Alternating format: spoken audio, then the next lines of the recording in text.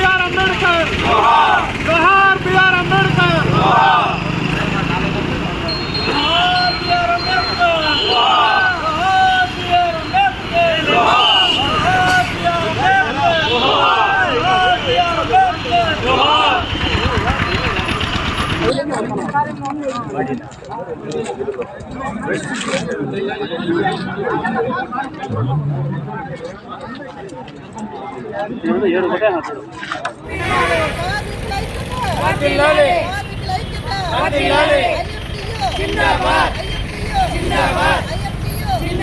BR Ambedkar జోహార్ BR Ambedkar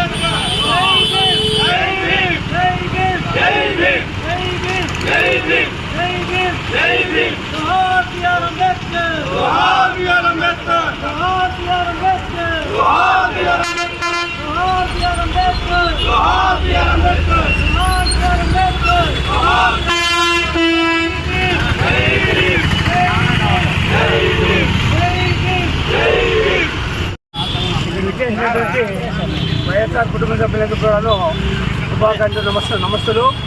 ఈరోజు భారత రాజ్యాంగ నిర్మాత రచించినటువంటి భారత రాజ్యాంగం ఆమోదించబడిన తేదీ మొట్టమొదటిసారిగా మనకు 1940 స్వాతంత్రం వచ్చిన తర్వాత పూర్తి స్వాతంత్రం రాలేదు. ఎందుకంటే స్వాతంత్రం వచ్చింది కానీ మన చట్టాలు మన సొంత రాజ్యాంగం అమల్లోకి రాలేదు, రాజ్యాంగమే లేదు. ఆ సందర్భంలో 47 స్వాతంత్రం జరిగిన తర్వాత రాజ్యాంగ రచనా సంఘాన్ని చేయడం జరిగింది.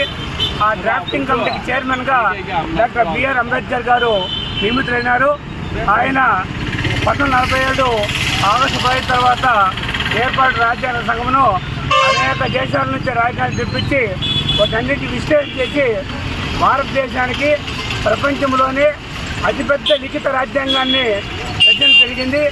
ఈరోజు ఆ యొక్క రాజ్యాంగం ఎట్లా ఉందంటే మనకు భారతదేశ పరిపాలనకు సన్మానంగా ఉంది. అటువంటి రాజ్యాంగము 1949 నవంబర్ 26 నాడు ఆమోదించబడింది. అయితే అమల్లోకి వచ్చింది 1950 జనవరి 26 నుంచి. ఆ రోజు మనము రిపబ్లిక్ డే జరుపుకుంటా ఉన్నాం. ఈ రాజ్యాంగం ప్రత్యేకత మీకు తెలుసు. రాజ్యాంగం రాసిన తర్వాత కాలానుగుణంగా పరిస్థితులకు అనుగుణంగా రాజ్యాంగంలో సవరణ చేస్తూ వచ్చారు. కానీ అయితే మౌలికమైనటువంటి రాజ్యాంగ విధానం మార్చే అవసరము ఆవశ్యకత ఆ యొక్క ఇది ఎవరికి కూడా లేదు. అది ఎంత పెద్ద భారతదేశం పరిపాలన చేసే వాళ్ళైనా రాజ్యాంగం చిన్న సవరణ చేస్తే కానీ మౌలిక మార్చేది లేకుండా ఆ మానవుడు రాసినాడు. ఈరోజు అందుకనే రాజ్యాంగ వ్యవస్థ 3 రాజ్యాంగ వ్యవస్థలు: కార్యనిర్వాహక శాఖ, శాసన నిర్మాణ శాఖ, న్యాయశాఖ. వాటి యొక్క బరిలో అవి విధులు నిర్వర్తిస్తూ భారత రాజ్యాంగాన్ని కాపాడుతూ అన్ని చట్టాలను అమలు చేసే విధంగా పరిస్థితి ఆయనకి దక్కింది చెప్పి ఆయనకి మనమందరూ కూడా నివాళులర్పిస్తా ఉన్నాం. కాబట్టి వీటందరికీ మరోసారి శుభాకాంక్షలు తెలియజేస్తా ఉన్నాం.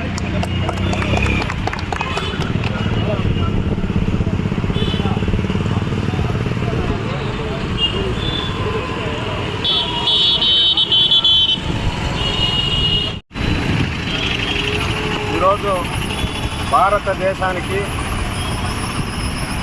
స్వతంత్రం వచ్చిన తర్వాత ఈ భారతదేశంలో సర్వమతాలు సర్వకులాలు ఉన్నటువంటి అతిపెద్ద భారతదేశానికి రాజ్యాంగాన్ని నిర్మించి రాజ్యాంగం ద్వారా అందరికీ సమానత్వం స్వేచ్ఛ అందించినటువంటి మహనీయుడు మా అందరి ఆరాధ్య దైవం డాక్టర్ బిఆర్ అంబేద్కర్ గారికి ఈరోజు పలమనేరులో ఆయన ఘనంగా నివాళులు అర్పించడం జరుగుతోంది.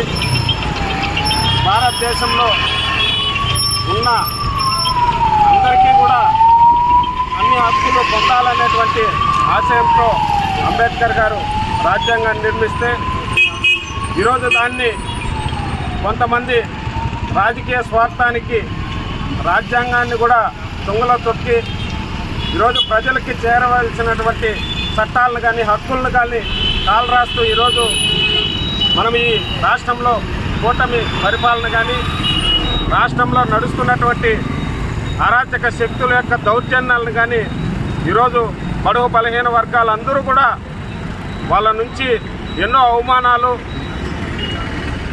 ఎంతో కష్టంగా ఈరోజు జీవితాల్ని సాగిస్తున్నటువంటి విషయాలు రోజు మనం సోషల్ మీడియాలో కానీ మాధ్యమాల్లో కానీ చూస్తున్నాం. మరి ఇదే విధంగా ముందుకెళ్తే మరి అన్ని కులాలకి అన్ని మతాలకు కూడా ప్రమాదం పొంచి ఉంది.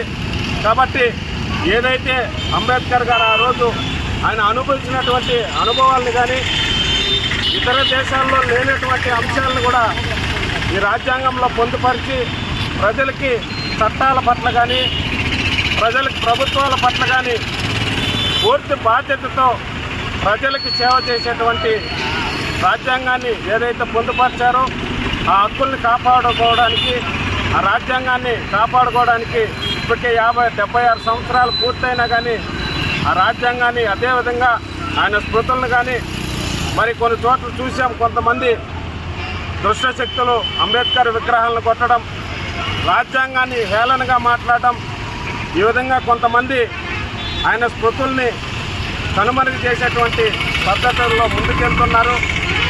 మరి మనమందరూ కూడా ఆయన ఇచ్చినటువంటి ఈ వాక్ స్వాతంత్రం కానీ స్వేచ్ఛ జీవితాన్ని కానీ నిలబెట్టుకోవాలంటే మరి మనమందరూ కూడా ఐకమత్యంగా కలిసికట్టుగా మరి పోరాడి ప్రజలకి అణగారిన వర్గాలకి రావాల్సినటువంటి చట్టపరంగా రావాల్సినటువంటి హక్కులను కానీ చట్టపరంగా రావాల్సినటువంటి ఫలాలను కానీ అందుకునే విధంగా మనమందరూ కూడా ఐకమత్యంగా ఉండి బిఆర్ అంబేద్కర్ గారి ఆశయాలను ఆయన పొందుపరిచినటువంటి రాజ్యాంగబద్ధమైనటువంటి చట్టాలను కాపాడుకుంటూ మనమందరూ కూడా ఐక్యంగా ముందుకెళ్ళి ఇలాంటి కుటిల రాజకీయాలు చేసేటువంటి వారిని ప్రజలు బుద్ధి చెప్పే విధంగా ప్రజలకు తెలియజేసేటువంటి బాధ్యత మామందరిపైన ఉంది అనేది కూడా నిజంగా తెలియజేసుకుంటూ అందరికీ కూడా ఈరోజు వైఎస్ఆర్ కాంగ్రెస్ పార్టీ తరఫున ఈరోజు డాక్టర్ బిఆర్ అంబేద్కర్ గారికి నివాళులు అర్పించడానికి వచ్చినటువంటి ప్రతి ఒక్కరికి కూడా మా అందరి తరఫున దళిత జాతి తరఫున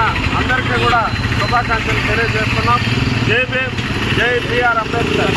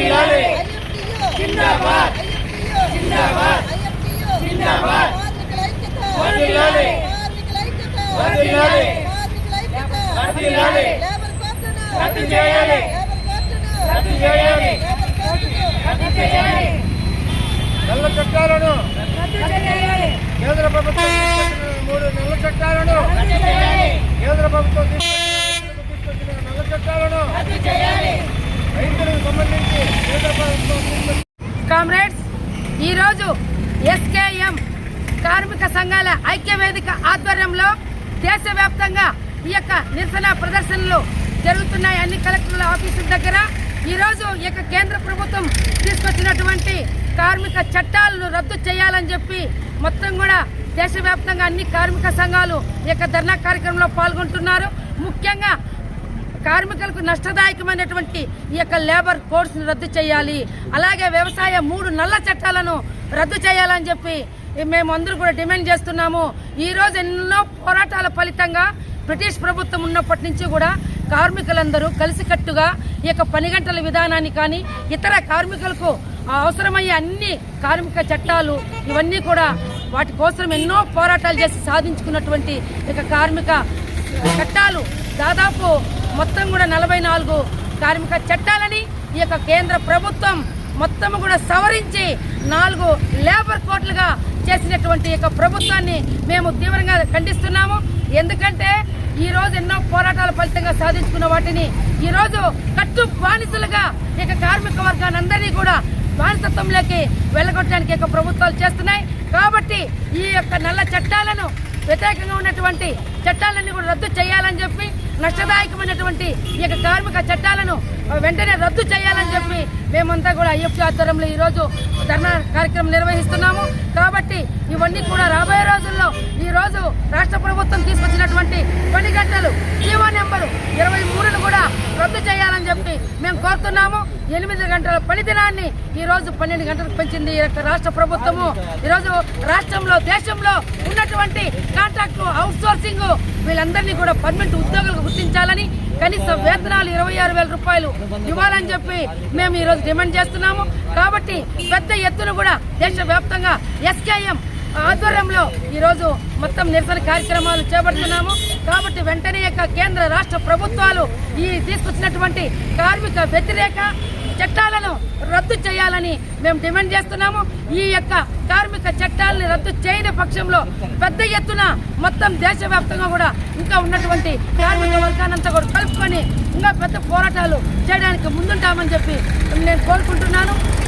బిఆర్ జ్యోతి, ఏపీ ప్రగతిశీల anganwadi workers and helpers union, IFT అనుబంధము, రాష్ట్ర ప్రధాన కార్యదర్శి.